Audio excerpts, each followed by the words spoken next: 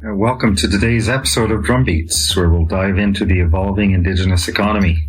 We'll discuss how Indigenous-led ventures are reshaping the investment landscape and driving significant economic growth. Hey Rob, great to be together again in Great to see you, Mark. How was your summer? It was fantastic. It was busy. I was in Canada at the lake in Ontario for part of it. Great. And where's the lake for everybody who doesn't know? Across the bay from Tyendinaga and the Mohawks of Bay of Quinte, where my family are from. Great. Right between Toronto and Montreal. Excellent. So we had lots of family time at the lake, and then I had business in Africa. It took me to Africa. Then I was back at the lake. So it was a fun but busy summer. How was yours? Great. It was great. I didn't make it back to Canada, but I made it up Scotland, which I always think is a bit like Canada when I get up there because you can breathe and it's very open. And of course, many of the first settlers came from Scotland, and of course the Métis, they all have Scottish roots as well. Yeah. So it was nice, and of course being in London, we had terrible weather for most of the summer. I think today's going to be one of the hottest days before it turns bad, but it was nice and it was relaxing. And the city really shuts down in August. But I think when you were back in Canada, there's still a lot going on. Oh yeah, no, it was a busy summer on the Indigenous investment front. Lots of activity, but it's great to be back here high above the city of London with you and talking and having a bit of a debrief on what happened in Canada over the summer. Great. So why don't we talk about that? Because there's a number of news that's come out in some reports, but everybody now seems to say, wow, this is a huge economic opportunity, not just reconciliation, which of course is a must, and I think in individual world and public policy review, it's no longer a moral imperative. There's a huge economic opportunity facing all Canadians. So the Indigenous are giving something back to Canada again, right? First time we were welcomed and shared the land. Absolutely. It's not a passing trend. I think most people agree now. There's been a fundamental change in the way a lot of these partnerships are being structured and the way they're being thought of, both by non-Indigenous companies and the Indigenous companies themselves. And it was great to have a chance to talk to Chief Crystal Smith a few weeks ago, as we did, and talk about her project and Indigenous-led projects.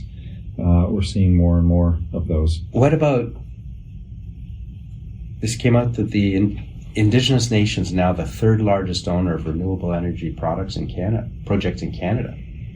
I mean, that's huge, and 80% of renewable projects in the country involve some level of Indigenous ownership or joint venture. And I know a lot of this is news to you too. Yeah, right? I haven't seen that statistic, but it's an indication of what's happening. But really, we're just at the cusp of what is going to happen, and so that figure is just going to get larger and larger because there are very few renewable energy projects that will be able to get done without significant participation from local Indigenous communities.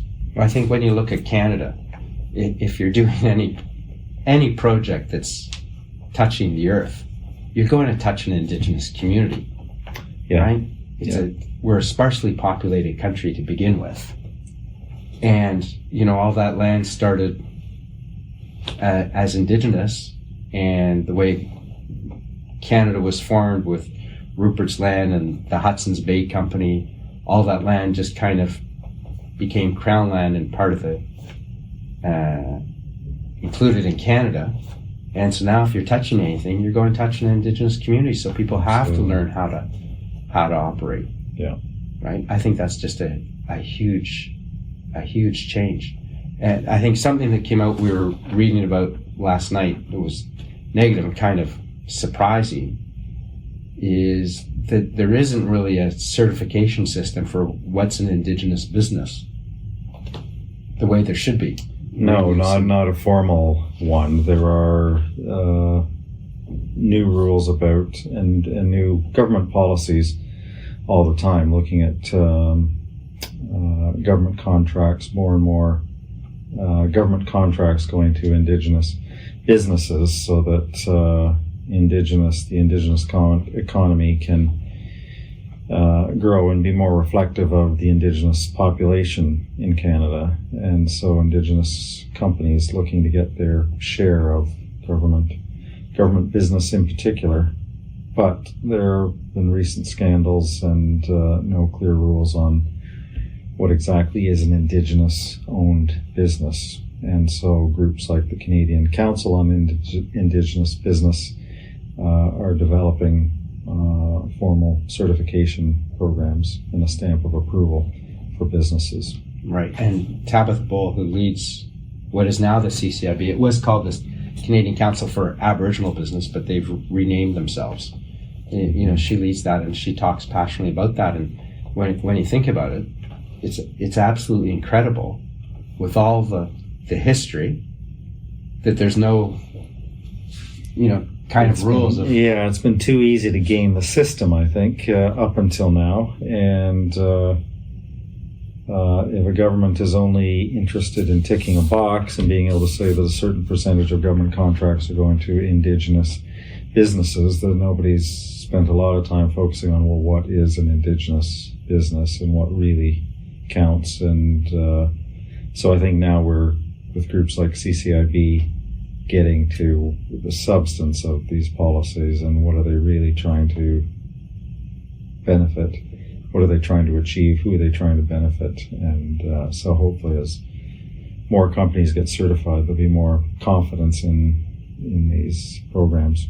Yes, especially now that there's more and more funding available. I'm not sure how big it is, but the Federal Indigenous Loan Guarantee Program is opening up.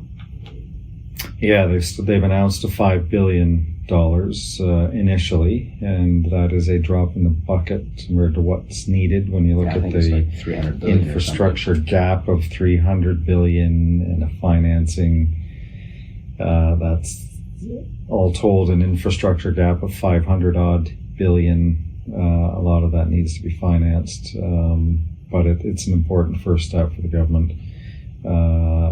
Provincial governments had started to provide guarantees. They've been very, very successful. Alberta, British Columbia, and others, and now the federal government is getting into it, and that will be a big boost.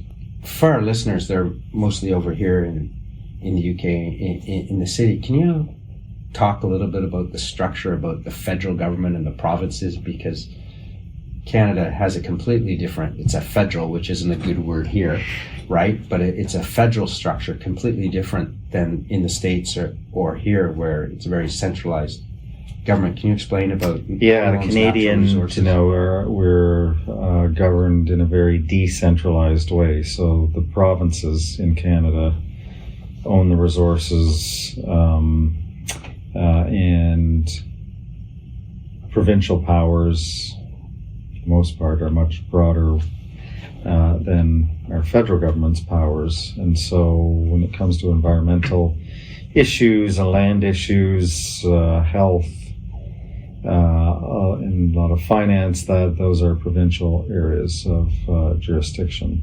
And then the federal government has its own area of jurisdiction, but in a lot of ways the power lies with our provinces and territories. So it is a very decentralized system in Canada. So if you're going to Canada to invest in Canada, you're going to have to build your connections, of course, with your Indigenous partners, but you're going to have to understand how that provincial government works. And it doesn't matter if you know them in Ontario. Absolutely. If you're in BC. Yep, right? It can be very different.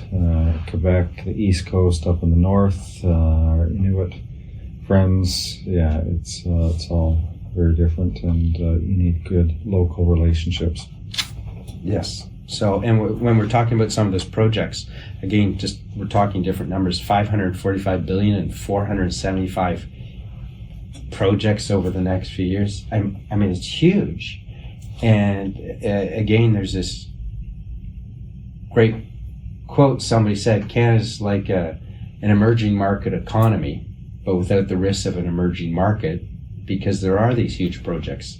And with the supply chain onshoring and everything that's going on, I mean, Canada's a great, safe destination. Absolutely. Right? Absolutely. You know, we have our southern border. We have to worry about challenges with Americans coming across the border, right? But, you know, Canada's a real safe place to invest. And it is, and we don't have 500 billion extra to invest. We will need the help of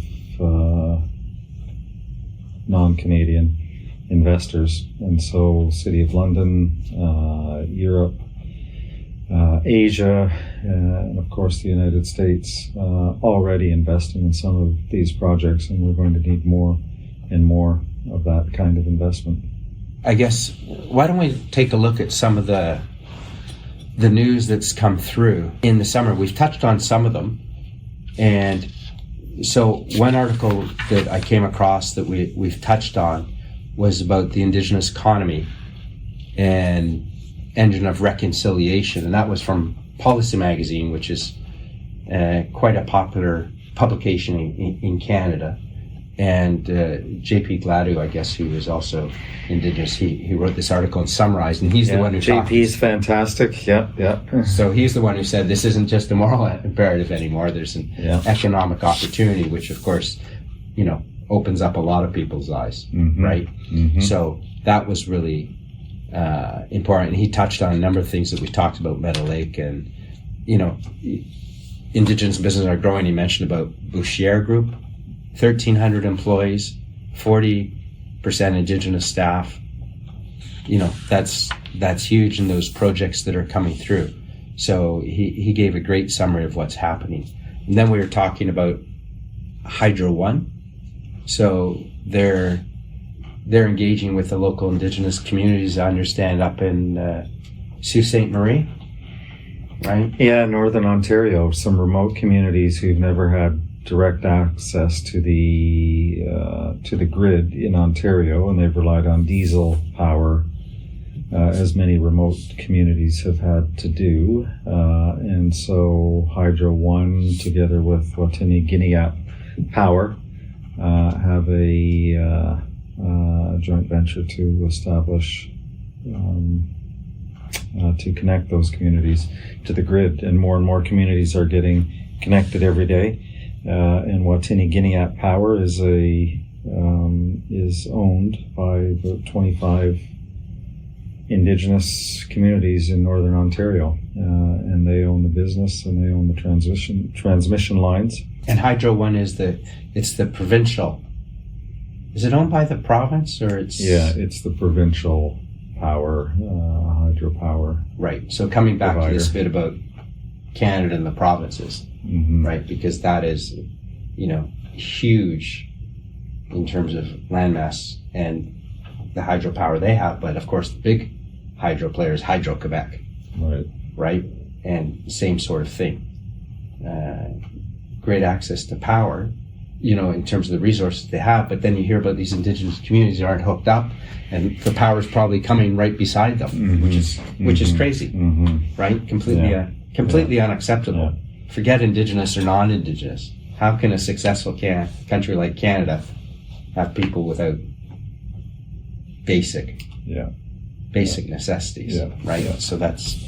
And not only providing them now with getting them connected, but Indigenous-owned companies involved in those businesses now. And I know Hydro-Quebec is looking at the same kinds of partnerships. BC Hydro is as well. Great. And I think, you know, transmission lines, which is going to be a lot of investment in the future. Hydro One is partnered with a number of Indigenous communities now, so they have a stake in it, because they have the land. Yeah, right? Hydro One has actually stated as a policy that they will not build any more transmission lines, significant transmission lines, without the local Indigenous communities having at least a 50% equity stake in those lines. Wow. So that's a big shift. Yeah, that's important. And I guess, you know, there's always good news and bad news, and I'm not sure who was involved in this historic bond deal failure. Do you want to talk about that? Do you know? Yeah, it's very newsworthy. As a firm, we're involved in that transaction, so there's only so much I can say, but that is noteworthy for a lot of reasons. It is. So who's TC Energy? Sorry. So TC Energy, our Western pipeline company, and they're very big. Canada used to be called, no? Right. Very big, and they've signed a deal with 70 First Nations communities in Alberta and in British Columbia, and they are trying to sell part of the business to these 70 communities at a cost of just over $1 billion. These Indigenous communities are trying to buy about 5% of the business, so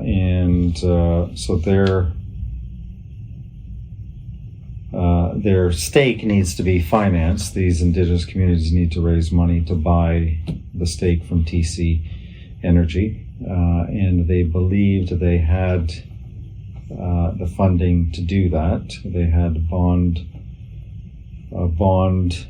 So I think bond deal financed Aspen Investments LPs. Was that it? Yeah. And the bond sale was led by CIBC and TD. But I guess it comes back to, spreadsheet nightmare, right?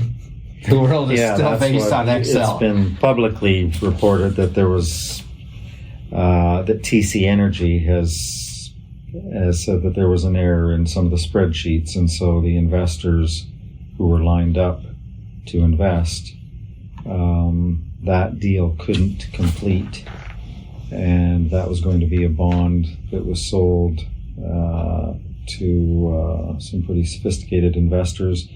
And because of this error at the last minute, they've had to postpone the deal. I hope it'll come back. I don't think anybody's saying that this deal is dead, but it's been delayed. It's an embarrassment for TC Energy. I think it's the first bond deal in Canada that's ever got to that stage. I mean, everybody was ready to close. Yes. It was one of these last minute cancellations, and that's the first time that's happened in Canada, in Canadian history. Well, I'm sure everybody wants this out of the news, so we won't talk about it anymore. And hopefully it will come back with a very successful deal. Canada has a new federal fund, I guess it's with the Business Development Bank of Canada. And they talked, and I was really surprised when I read this, right? Because this is Canadian, right? Canadian government invests $200 million in Indigenous and Black-led businesses. And I think Tabatha Bull recommended a book called about a community in Manitoba. I can't remember the name. Bird Lake. Okay, community in Manitoba, and it talks about, the Indigenous community who was there, right? And then, of course, the immigrants started to show up. And, of course, in Manitoba, a lot of Ukrainians. And, they're like, well, we came here and we fought our own way, and why do you get special treatment? So which is, well, because the Indigenous people were there before everybody, right? So it is a completely different issue. It's not, let's put the Indigenous community alongside all the other communities facing their challenges. Mm-hmm. Because we are still, maybe we're permanent residents now, but in somebody else's land who's led us. So I was surprised when it came out and said, well, this is for Indigenous communities and other communities facing similar challenges, because I think the Indigenous, it's a completely different level. So I don't know why they wrapped it up together. Of course, there's many communities need help, but I just thought that was, somebody doesn't get it, right? I would think. Yeah, there are a number of programs available, and I'm not as familiar with that one. But between provincial government programs and the new federal guarantee program, the Canadian Infrastructure Bank, and the work that Hillary Thatcher does, they're investing in Indigenous projects, First Nations Financial Authority and Ernie Daniels and Steve Berna, their group, who we're going to talk to in the next few weeks. There are more and more financing alternatives and government programs out there to help get some of these, facilitate these projects and get them completed. Great. And just to kind of round up where we are, because we've talked on a number of things in terms of natural resources, and people forget about, the fish and the other wildlife. And there was this great article in the Canada's National Observer, "If you fund it, the salmon will come," talking about the Columbia River. And when a lot of people think about the Columbia River, they think of in the States as it weaves its way down. But that was at one point the greatest source of salmon runs in the world before it got all dammed up.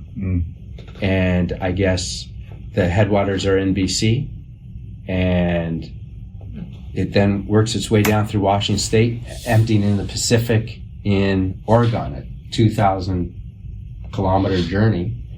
And the salmon are running again. They've actually got them coming back after all this time. That's fantastic. Which is huge. Yeah.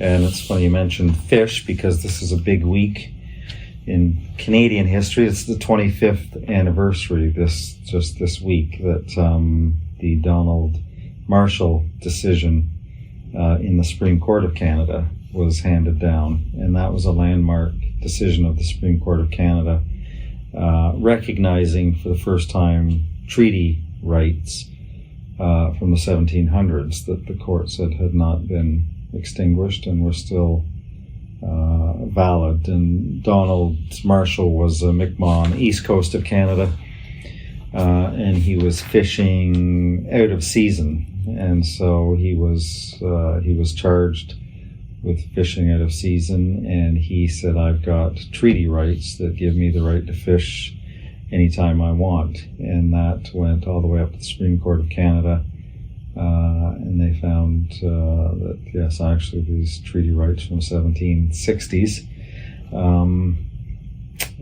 were still valid. And so wow, there was a flashpoint. There were some other things that happened in the years around that decision, but that was an important decision. That was 25 years ago this week.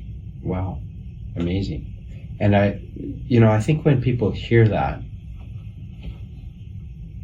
I think sometimes they think, well, what's the implications of that? Maybe they'll be overfishing. But in all honesty, I've never heard of an Indigenous community not looking after the wildlife or the territory that they're responsible. Because you talk about 7 generations, right? That you are holding something for future generations, as opposed to how much I can take out of it. Because if we talk about the Grand Banks of Newfoundland with all the cod, and I guess, when the Vikings arrived, while the Indigenous communities were there was no issue with fish. They were there. The Vikings arrived. They were happy. And then when the European settlers came back, they found the fishing was unbelievable. And then I think 20 or 30 years ago, there was basically no fish, and they had to shut it down because we fished it out, which is crazy. Well, in this particular issue, subsequent court decisions have pared back a little bit. So it's not total free reign. You can fish anytime you want, and conservation has been recognized as a valid concern of the governments, and Indigenous communities are just as interested in conservation. So, but it was a recognition of treaty rights, and more treaty rights are being recognized all the time. Some big decisions recently around the country, again, recognizing treaty rights that have not been lived up to over the years. It's a big issue the government is facing. I think a lot of that comes back to Canada is a parliamentary democracy, but we have a Supreme Court and we have a Constitution, Charter of Rights and Freedoms, which has enshrined these rights. So this issue is not going away. In fact, it's being resolved. So there will be clarity, and we know how the outcomes will be. These rights will be respected. But the other thing to mention is what happened right at the beginning of the summer in Yukon. There was the Eagle Mine, which was owned by Victoria Gold, TSX company. Right.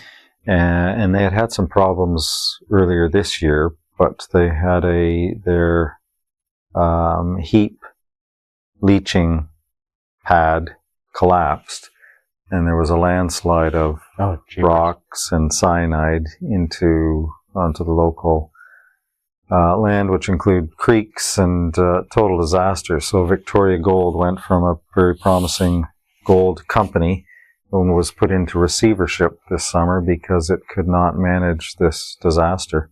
Mm-hmm. And now the Yukon government has taken over, and Victoria Gold is sadly in receivership, and the local communities are trying to deal with the aftermath of this environmental disaster.